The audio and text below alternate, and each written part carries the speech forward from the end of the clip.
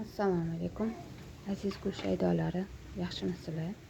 Bugun men berilgan savollar asosida hovlida qilgan cherinka gullarimdan obzor qilib bermoqchiman. Mana bu may oyini boshlarida xrizantema gulini cherinka qilib qo'ygandim. Holatini bundan oldingi videolarda ham ko'rsatgandim. Bu cherinka qilishning asosiy xususiyati shundan iboratki, tuproq har doim nam bo'lishi kerak. Issiqni yoqtirmaydi. Yaxshi ildiz otib olish uchun doimiy siz suv quyib turishingiz kerak. Mana bu joyda oyijon usullari asosida geran gullarimizni cherinka qilganmiz. Mana ko'ryapsizlar. Har hafta davomida men video qo'yishga harakat qilaman. Mana borgan sari gullari ko'payib, barglari juda ham yaxshi bo'lib, ancha moslashib qolishdi. Yana bir oylardan keyin bu joy to'liq geranlar bilan qoplanib, gulzorni hosil qiladi. Bularga ham eng asosiy beriladigan sharoit shundan iboratki, boshqa gullarda namlik kerak bo'lsa, geranda iloji boricha kamroq suv quyiladi.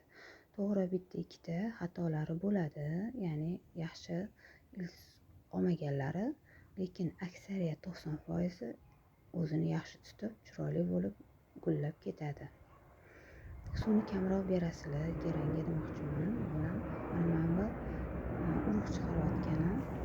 Oldingi videomda bitta gullar urug'ini olaman, ekaman dedim. Mana shuni ulgurmadim. Chunki biz yana shanba, yakshanba kunlari boshqa hovlida bo'lamiz. O'sha vaqtda bu gullar terib tashalgan. Bu 27 aprelda liliya gulini piyozini shu joyga ekkandim. Bu gulimiz mana kecha 2-iyunda ochildi. Bu женское счастье guli. Mana bu yerda liliyani piyozlari ikkitasi yaxshi piyozcha chiqaribdi.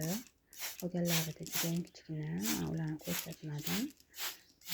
Mana sizlarga mana hozirgi kunda o'zini yaxshi ko'rsatayotgan gullarimni obzori. Bunga ham namlik kerak. Kuniga 2 martadan suv sepib turiladi. Mana yana bittasi. 2 xil navi. Xudo xolasa bular yana katta bo'lgandan keyin alohida tuproqqa ekiladi. Menimcha yerga hali ekishimga bor, chunki juda ham kichkina. Bu joyda mart oyida xrizantema gulini kichkina ko'chatlarini ekkandim. Ancha yaxshi bo'lib, o'zini tishlay olishdi. Juda ham beozor gul ekan. Keyingi yili xudo xolasa bahorda shu bitta tubidan kamida 10 ta yangi ko'chat chiqarishingiz mumkin ekan. E'tiboringiz uchun rahmat. Ketkazgan vaqtingizga rozi bo'ling. Alloh sizdan rozi bo'lsin.